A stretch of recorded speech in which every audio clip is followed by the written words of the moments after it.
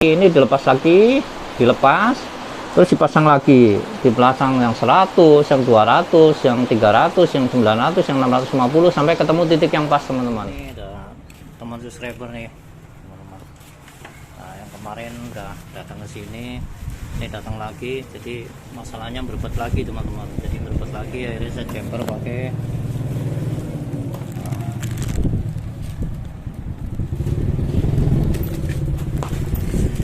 resistor ya. Ini nanti saya coba jelasin dulu. Oke teman-teman, jadi ini kan banyak ya. Ini tadi yang cocok 688 ya teman-teman, atau 600 lah ya. Kalau yang kemarin punya teman saya itu 980, dia cocok. Jadi teman-teman ini enggak semuanya cocok ya. Jadi kalau misal mau coba pakai resistor di ECT nya, teman-teman bisa gonta-ganti antara ini sama ini. Jadi teman-teman harus dia stok yang banyak, dari mulai 800 ohm 100 ohm sampai 1000 ya, 1000 kilo. Teman-teman harus sedia seperti itu, buat di gonta-ganti, soalnya nggak semuanya cocok ya. Mana mas hasil akhirnya? Udah enak, makin enak tariknya juga, makin jos. Udah enak, mantap ya. Jadi untuk sensor ECT nya di sini ya, bagian sini teman-teman. Nanti teman-teman bisa lewat bawah ini, nanti saya gambarin aja ya. Intinya sama lah seperti video-video saya yang sebelumnya. Nanti saya perjelas lagi lewat skema atau gambar. Jadi untuk teman-teman semua, kalau misalkan pengen sehat ya, motornya pengen sehat, bisa dibeliin tab ECT nya ya teman-teman. Jadi jangan dijemper kalau mau, cuman kalau belum punya duit ya dijemper nggak masalah. Aman lah, sementara semenaun kali. Iya, sementara. Oke, itu aja ya. Mudah-mudahan bisa bermanfaat buat kita semua. Oke teman-teman, assalamualaikum warahmatullahi wabarakatuh. Salam sehat waras warat ya. Jadi Mas Nopi ini yang tadi video di depan ini, dia dari Pulau Gebang ya, subscriber Kebumen Motor 1. Dia mengalami motornya itu berbet ya teman-teman. Jadi berbetnya itu ketika dingin berbet, terus ketika panas dia nggak berbet, tapi ketika didiamkan sebentar dia berbet lagi. Maksudnya tarikan gas awal itu berbet. Jadi ketika buat nyalip atau buat akselerasi yang agak sedikit mendadak, gasnya dia terasa berat dan juga berbet seperti itu teman-teman ya. Intinya nggak enak lah, tarikannya pasti larinya ke tarikan dia akan kurang. Nah penyebabnya berbet itu bisa dari ECT ya, bisa dari ini kan Vario 125 teman-teman, bisa dari ECT, bisa dari cangklong ya. Cangklongnya itu di situ ada elemen kuningan, dari kuningannya udah longgar itu bisa. Terus faktor dari busi itu sendiri, pemakaian udah lama atau mau mati ya, jadi bukan mati tapi lemah atau mau mati, itu bisa berbet. Terus dari kelistrikan yang nggak sempurna juga bisa ya. Terus settingan klep yang nggak pas itu bisa juga teman-teman. Tapi yang saya bahas di sini adalah masalah ECT. Kenapa saya langsung menuju ECT? Cara untuk pengecekannya itu, kalau ya teman-teman yang tidak mempunyai alat scanner ya teman-teman ya, saya contohkan ini contohnya adalah soket ya, soket daripada ECT. Letaknya itu di dekat radiator di sebelah kanan, di blok mesin sebelah kanan ya. Itu diraba seperti nanti saya tunjukkan di gambar ini ya teman-teman. Nah ini bentuknya, ini soketnya. Jadi soketnya dilepas saja teman-teman, nanti motor dinyalain ya teman-teman. Ntar saya ambilkan ininya dulu. Nah teman-teman, di sini saya ambilkan resistor ya. Jadi caranya adalah seperti ini teman-teman. Ini resistor.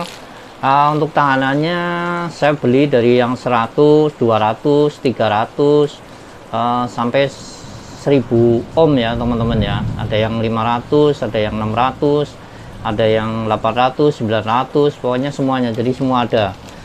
Fungsinya apa? Fungsinya untuk mencari titik yang pas ya teman-teman. Karena teman-teman misalkan nggak punya alat untuk mendeteksi atau seberapa sih yang pas ya.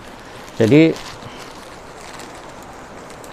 ECT adalah engine coolant temperatur ya teman-teman. Fungsinya adalah untuk membaca suhu temperatur mesin yang ada di air coolant atau air radiator yang masuk ke mesin ya teman-teman. Dia adanya di blok teman-teman. Nah ini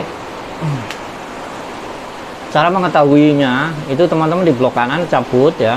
Ini maksudnya untuk mengecek bahwa apakah itu benar ECT nya rusak atau ECT yang bermasalah atau yang lain.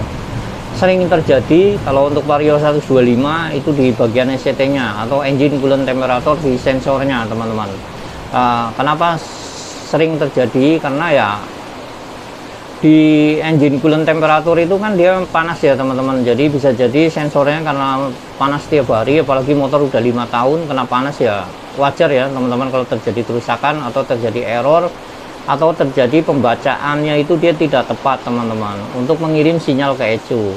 Nah teman-teman bisa lakukan seperti ini ya, nih bisa masukkan seperti ini, contoh aja ya teman-teman ya. Nah, ukurannya bebas teman-teman bisa masukin aja seperti ini ya, jelas ya, dimasukin di lubangnya.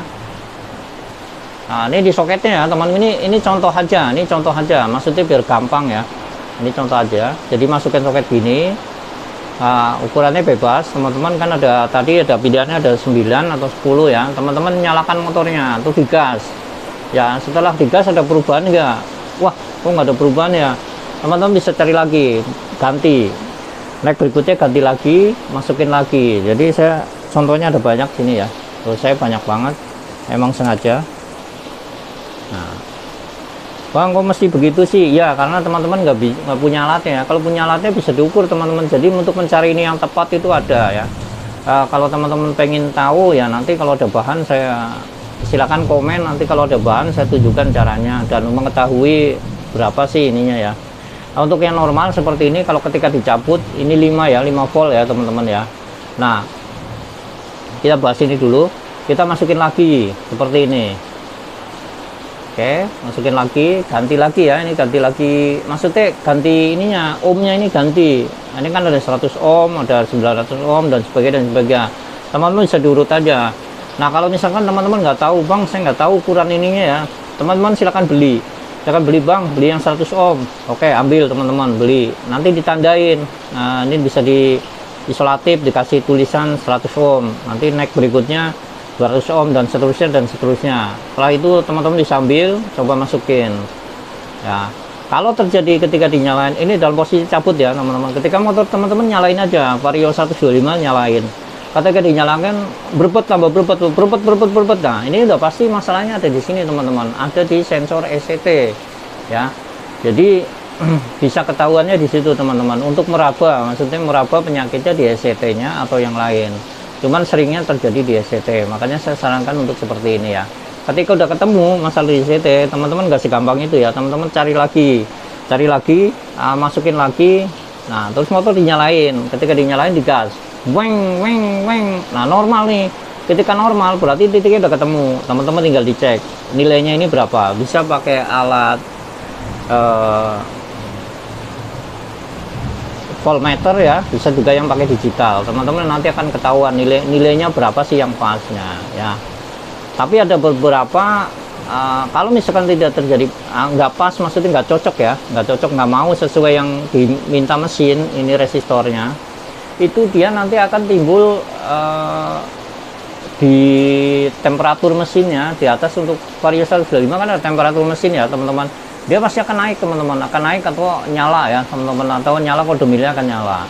Nah tapi nggak usah itu ya, nggak usah panik teman-teman, lakukan aja sampai ketemu pas. Nanti kalau ketemu pas, dia pasti akan milnya itu nggak nyala dan digas itu spontan, weng. Nah kalau udah terjadi seperti itu berarti ini udah cocok teman-teman. Nah kalau misalkan bang saya udah lakukan seperti saya contohin ini, ternyata nggak ada perubahan teman-teman. Nah teman-teman bisa cara seperti ini. Ini kan di situ ada dua ya, yang satu agak kalau nggak salah warna hitam, yang satu ada pink ya. Ya pink itu plusnya, yang satu massa. Ini kabel ada dua, satu massa, satu plus atau sinyalnya ya teman-teman ya. Nah ini teman-teman bisa seperti ini, langsung aja lakukan seperti ini. Nah ini nanti saya kasih gambarnya ya. Disambungnya seperti ini dipotong jadi masuk seperti ini. Oke, setelah itu teman-teman masukkan di soket SCT-nya, set masukin aja soketnya, terus teman-teman dinyalain motornya, reng reng reng sampai ketemu titik yang pas teman-teman. Nanti ganti lagi, ini dilepas lagi, dilepas, terus dipasang lagi, dipasang yang 100, yang 200, yang 300, yang 900, yang 650 sampai ketemu titik yang pas teman-teman. Ketika dimasukin set ya, posisi seperti ini di seri apa paralel nih, saya kurang paham nih. Nah setelah dimasukin, teman-teman nyalain motornya, digas-gas, ngeng normal ya, normal. Oke, maksudnya posisinya enak, silakan pakai, nilainya berarti udah pas ya. Ini kalau tidak mau ada perubahan kalau seperti ini ya, di jumper maksudnya. Kalau nggak di jumper nggak mau, teman-teman silakan di seperti ini kan ya. Oke, terus banyak pertanyaan ya, Bang, itu kalau jangka panjang gimana sih, nanti merusak nggak? Nah, saya jujur nggak menyarankan ya teman-teman. Kalau misalkan teman ada duit, teman-teman punya duit, silakan beli SCT-nya teman-teman, beli sensor yang baru silakan pasang ya. Seperti itu teman-teman.